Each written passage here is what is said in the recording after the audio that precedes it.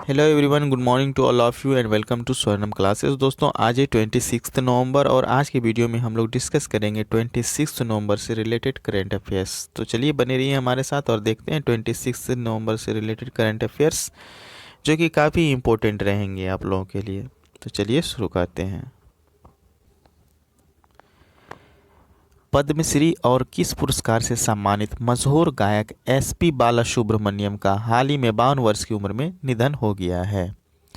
तो साथियों, बताना है कि पद्मश्री और किस पुरस्कार से सम्मानित इन्हें किया गया था, जो कि मशहूर गायक एसपी बालसुब्रमण्यम का हाल ही में 52 वर्ष की उम्र में निधन हुआ है।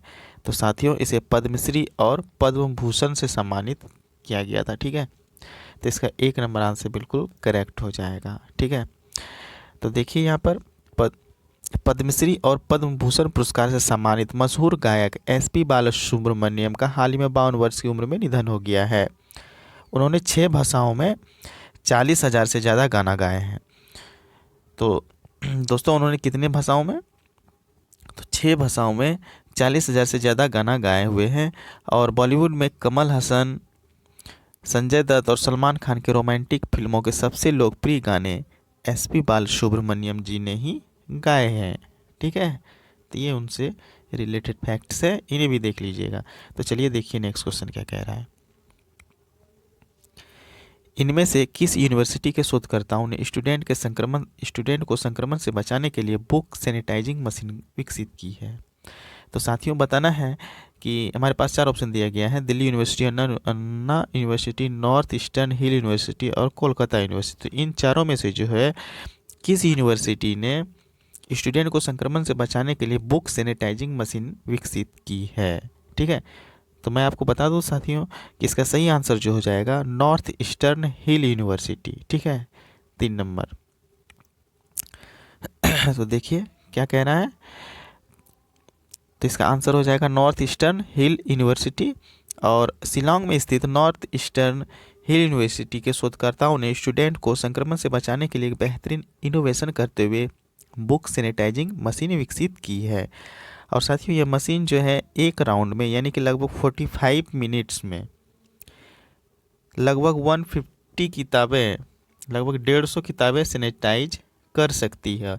और एक किताब की सैनिटाइज करने का जो खर्च पड़ रहा है ओनली 20 पैसा। ठीक है, तो ओनली 20 पैसा पड़ता है।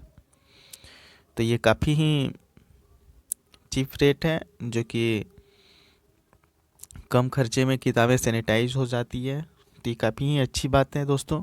चलिए देखिए नेक्स्ट क्वेश्चन।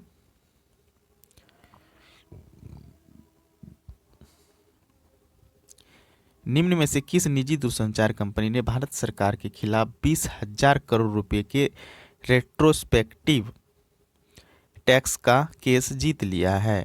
तो साथियों, बताना है कि एयरटेल, वोडाफोन, जियो और हज, इन चारों में से किस निजी दूरसंचार कंपनी ने भारत सरकार के खिलाफ 20,000 करोड़ रुपए का रेट्रोस्पेक्टिव टैक्स जीत ली है?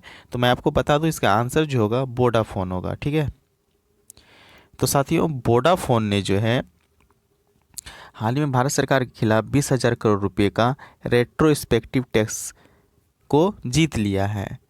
और द हैग कोर्ट ने कहा है कि भारतीय टैक्स डिपार्टमेंट ने निष्पक्ष और बराबरी से काम नहीं किया है।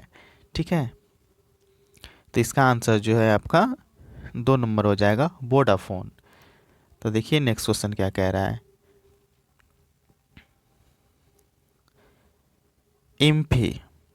इफ्फी के कौन से संस्करण का आयोजन नवंबर में स्थगित करते हुए अगले वर्ष 16 से 24 जनवरी तक आयोजित करने की घोषणा की है? तो साथियों, बताना है कि जो इफ्फी का कौन सा संस्करण है जो नवंबर में आयोजन होने वाला था, लेकिन उसे स्थगित करके जो है अगले वर्ष यानी कि 2021 में 16 से 24 जनवरी तक में आयोजित करने की घोषणा की है। तो चलिए देखिए इसका आंसर क्या है। तो इसका आंसर जो होगा दोस्तों 91वें संस्करण। ठीक है, तो भारतीय अंतर्राष्ट्रीय फिल्म महोत्सव इफ्फी के 91वें संस्करण आयोजन नवंबर में स्थगित करते हुए अब अगले वर्ष 16 से 24 जनवरी तक आयोजित करने की घोषणा की गई है। इसका आयोजन मिश्रित यानी कि डिजिटल और प्रत्यक्ष दोनों रूप से किया जाएगा। ठीक है, तो इसका आंसर तो आप देख लिए दोस्तों कि इसका आंसर जो है 3 नंबर होगा। देखिए नेक्स्ट क्वेश्चन क्या है। केंद्र सरकार ने कितने राज्यों को खुले बाजार में 9,913 करोड़ रुपए का अतिरिक्त कर्ज की मंजूरी दे दी है? तो साथियों बताना है कि केंद्र सरकार ने जो है कितने राज्यों को खुले बाजार में 9,913 करोड़ रुपए के अतिरिक्त कर्ज की मंजूरी दे दी है। तो ये 5 राज्यों को दी गई है दोस्तों। ठीक है, तो 4 नंबर आंसर इसका बिल्कुल करेक्ट हो जाएगा। तो चलिए देख लेते हैं कि 5 राज्य कौन कौन से हैं। तो केंद्र सरकार ने हाल ही में 5 राज्यों यानी कि 5 राज्य कौन कौन से हैं? आंध्र प्रदेश है, तेलंगाना है, गोवा है, कर्नाटक है और त्रिपुरा, ये त्रिपुरा है, त्रिपुरा। तो इन 5 राज्यों को खुले बाजार से 9,913 करोड़ रुपए के अतिरिक्त कर्ज की मंजूरी दे दी है। तो इस राज्यों को यह मंजूरी one nation one ration card के कार्यान्वयन की शर्त के बाद दी गई है। तो इन्हें भी याद रखिएगा। देखिए नेक्स्ट क्वेश्चन क्या कह रहा है। ऐतिहासिक गेम चेंजर श्रम कानून के क्रियान्वयन का मार्ग प्रशस्त करने के उद्देश्य से संसद ने कितने श्रम संहिताएं पारित कर दिए हैं? तो साथियों बताना है कि ऐतिहासिक गेम चेंजर श्रम कानून के क्रियान्वयन का मार्ग प्रशस्त करने के उद्देश्य से संसद ने कितने श्रम संहिताएं पारित कर दिए हैं? तो 3 श्रम संहिताएं। ठीक है, 3 श्रम संहिताएं पारित कर दिए हैं। तो 2 नंबर इसका आंसर बिल्कुल करेक्ट हो जाएगा। ठीक है, तो ऐतिहासिक गेम चेंजर श्रम कानून के क्रियान्वयन का मार्ग प्रशस्त करने के उद्देश्य से संसद ने हाल ही में 3 श्रम संहिताएं, औद्योगिक संबंध संहिताएं, व्यवसायिक सुरक्षा, स्वास्थ्य और काम करने की स्थिति संहिता, ठीक है, तो 2020 और सामाजिक सुरक्षा संहिता 2020 पारित कर दिए हैं, जबकि लोकसभा ने पहले ही यह विधेयक पारित किया था। तो इसका आंसर तो आप देख लिए होंगे दोस्तों, 3 श्रम संहिताएं पारित कर दिए हैं। तो 2 नंबर आंसर इसका बिल्कुल करेक्ट हो जाएगा। देखिए नेक्स्ट क्वेश्चन क्या कह रहा है। सचिन तेंदुलकर रिकॉर्ड तोड़ते हुए KL राहुल IPL में सबसे तेज कितने हजार रन बनाने वाले भारतीय बल्लेबाज बन गए हैं? तो साथियों बताना है कि सचिन तेंदुलकर का जो रिकॉर्ड तोड़ते हुए KL राहुल जो है IPL में सबसे तेज कितने हजार रन बनाने वाले भारतीय बल्लेबाज बन गए हैं? बताइए इसका आंसर क्या होगा। तो इसका आंसर जो हो जाएगा 2000। ठीक है, एक नंबर आंसर इसका बिल्कुल करेक्ट हो जाएगा। ठीक है, तो देखिए उनसे जुड़े क्या बातें हैं। तो सचिन तेंदुलकर का रिकॉर्ड तोड़ते हुए KL राहुल IPL में सबसे तेज 2000 रन बनाने वाले भारतीय बल्लेबाज बन गए हैं। तो साथियों सचिन तेंदुलकर ने यह रिकॉर्ड जो है 63 पारियों में बनाया था, जबकि KL राहुल ने 69 मैच में 60 पारियों में ही 2000 रन बना लिए हैं। जबकि क्रिस गेल IPL में सबसे तेज 2000 रन बनाने वाले सभी बल्लेबाजों में सबसे ऊपर है। उन्होंने सिर्फ 48 मैच में ही 2000 रन पूरे कर लिए थे दोस्तों। ठीक है, तो इन्हें भी याद रखिएगा। चलिए देखिए नेक्स्ट क्वेश्चन क्या है। वेस्ट इंडीज के स्टेफनी टेलर महिला T20 में 3000 रन बनाने वाली कौन सी खिलाड़ी बन गई है? तो साथियों वेस्ट इंडीज की स्टेफनी टेलर जो है महिला T20 में 3000 रन बनाने वाली जो है वो दूसरी महिला बन गई है। ठीक है, तो 2 नंबर इसका आंसर बिल्कुल सही हो जाएगा।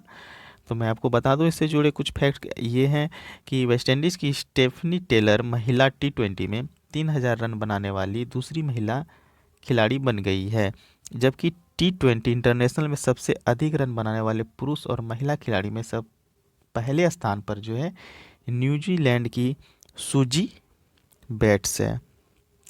पहले स्थान पर कौन है? सूजी बैट्स न्यूजीलैंड की है, जिन्होंने 119 मैच में 3000 243 रन बनाए हैं, जबकि दूसरे स्थान पर स्टेफनी टेलर है जिन्होंने 105 मैच में 3020 रन बनाए हैं।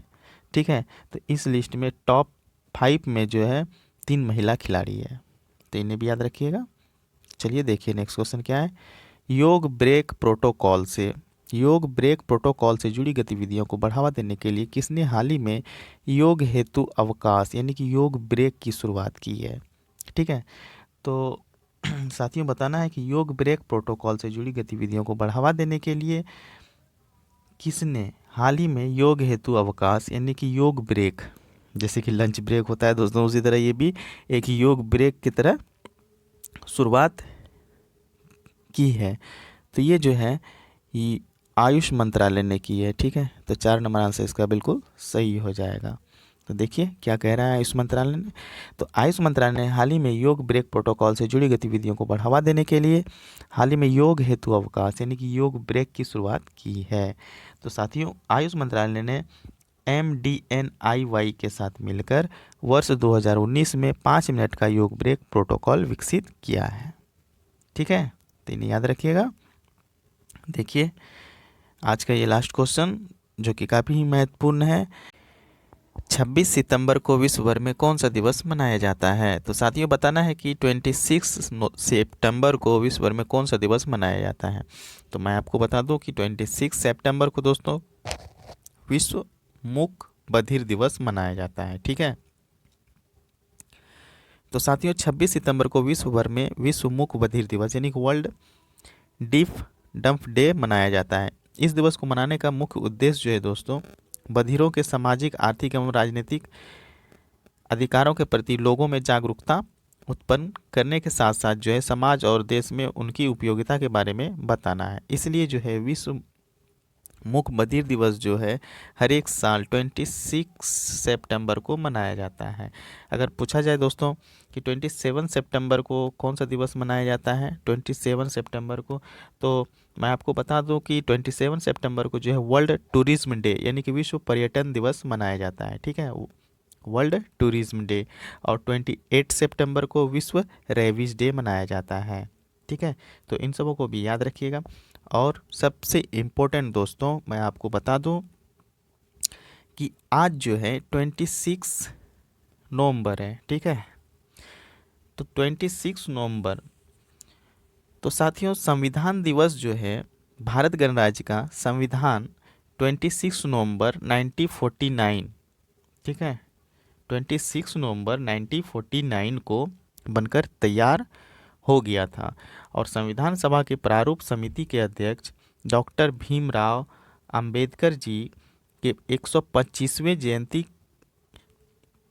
वर्ष के रूप में हर 26 नवंबर 2015 से संविधान दिवस मनाया गया। ठीक है, तो कब से मनाया गया, तो ये 26 नवंबर जो है दोस्तों यानी कि आज जो है कॉन्स्टिट्यूशन डे है। कॉन्स्टिट्यूशन डे है यानी कि आज जो है 26 नवंबर को संविधान दिवस मनाया जाता है। तो मैं आपको बता दूं आज जो है संविधान दिवस है,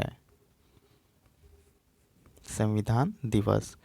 तो ये जो है 26 नवंबर को मनाया जाता है। ठीक है दोस्तों, आज के लिए बस यही इम्पोर्टेंट था आप लोगों के लिए।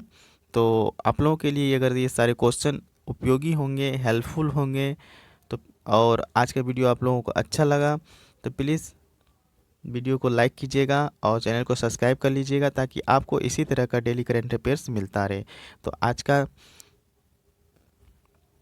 सेशन आप लोगों को कैसा लगा कमेंट करके बताइएगा। तो आज के लिए बस इतना ही। थैंक यू, धन्यवाद, शुभ प्रभातम।